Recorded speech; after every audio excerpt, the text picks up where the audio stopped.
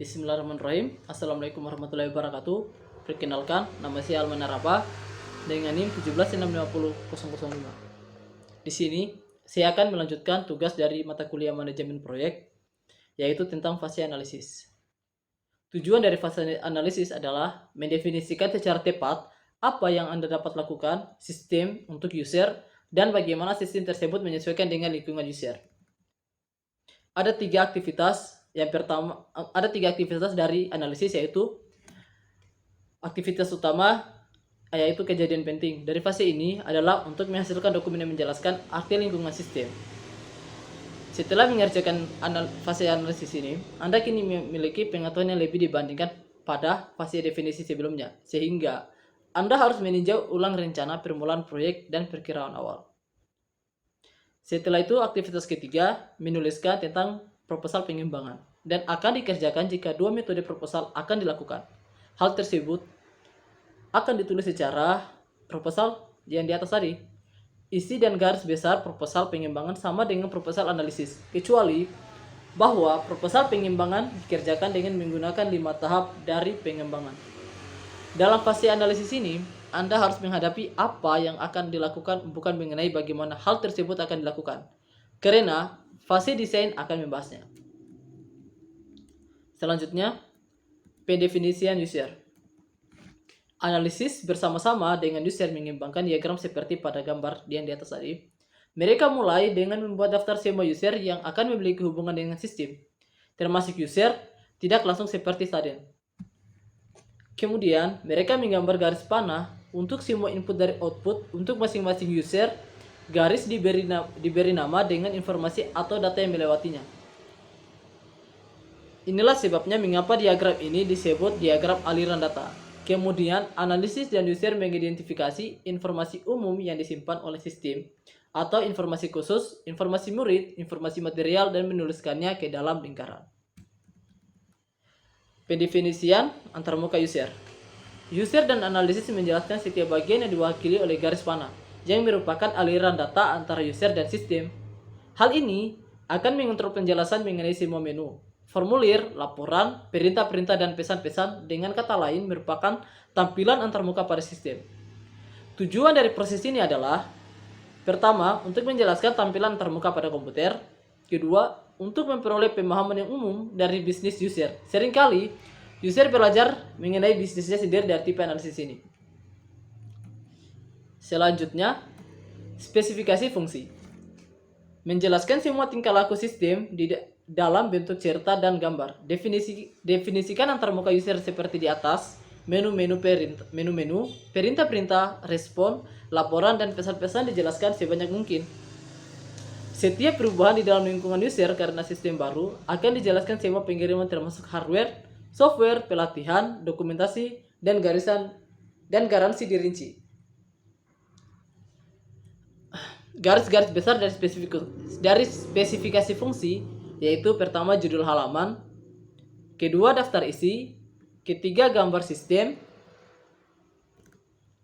keempat tujuan utama, kelima kebutuhan khusus sistem, keenam deskripsi komponen, ketujuh pengiriman yang lain atau dokumentasi, ke-8 perubahan spesifikasi, ke-9 penerimaan, ke-10 user dan interface tim proyek, ke-11 tanggung jawab user, dan yang terakhir istilah, kondisi, dan asumsi. Selanjutnya, teknik penulisan untuk pembaca non teknis. Untuk menulis proposal yang baik memang sulit sekali. Jika proposal menjelaskan sebuah sistem teknis, maka disebut dokumen teknis. Tetapi ini ditulis untuk pembaca non teknis. Tulislah dari sudut pandang user. Gunakan terminologinya. Untuk itu Anda harus mempelajari bisnis user dan bahasanya. Alasan terbesar yang menyebabkan kesalahan pengertian dokumen adalah kata-kata yang memiliki dua arti hal yang sama. Hindari janji-janji yang sulit untuk dilakukan. Selanjutnya, kegunaan lain untuk spesifikasi fungsi. Proposal yang baik dapat digunakan untuk memperkenalkan proyek kepada anggota tim proyek yang baru. User dapat menggunakannya untuk memperkenalkan sistem yang baru ke pihak manajemen atau ke bagian-bagian lain. Tetapi yang paling penting adalah bagian-bagian yang menjelaskan menu, form, query, dan report dapat digunakan dalam users guide. Selanjutnya, case software tools untuk analisis. Computer Aided Software Engineering atau CASE digunakan sebagai suatu paket software tools pada masing-masing fase dari daur hidup sistem. Terdapat beberapa produk software yang mutunya bagus yang membantu Anda untuk melakukan analisis. Contohnya, Accelerator.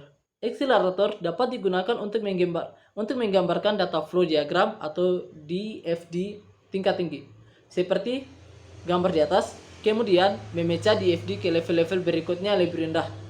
Peralatan analisis menyediakan menu layar dan fasilitas laporan dari gambar untuk membantu menjelaskan kepada user.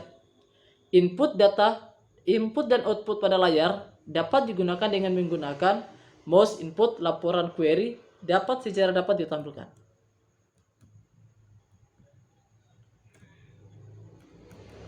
Selanjutnya, meninjau kembali perencanaan atau revising the plan.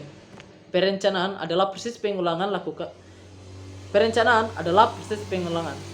Lakukan perbaikan proposal segera setelah analisis dilakukan. Apakah tugas-tugas masih dapat diperkirakan, ditentukan, dijadwalkan, dan diselesaikan? Yang paling penting adalah tanyakan apakah sumber daya yang diperlukan untuk masing-masing tugas tersedia ketika dibutuhkan. Berikut ini adalah daftar pendek dari masalah-masalah yang dapat terjadi dalam 3 fase berikutnya, yaitu design, programming, system test. Selama pelaksanaan rencana berikutnya, yaitu programmer adalah kunci atau perancangan mengundurkan diri. Kedua, komputer, pengimbangan tidak tersedia. Ketiga, peralatan hardware yang khusus tidak ada atau terwujud tepat pada waktu dibutuhkan. Keempat, paket software dengan rilis terbaru atau hardware tidak bekerja. Dan yang terakhir, sumber daya yang disediakan oleh pihak ketiga ini tidak terwujud. Selanjutnya, rencana pelatihan untuk anggota proyek. Ketika akhirnya staf telah diputuskan, lakukan pemeriksaan untuk melihat siapa-siapa saja yang membutuhkan pelatihan. Programmer Anda merupakan calon yang paling memungkinkan. Jadwalkan semua pelatihan yang akan dilakukan pada akhir desain. Yang terakhir, kesimpulan dari fase analisis. Diharapkan fase analisis ini dinegosiasikan atau ditinjau kembali.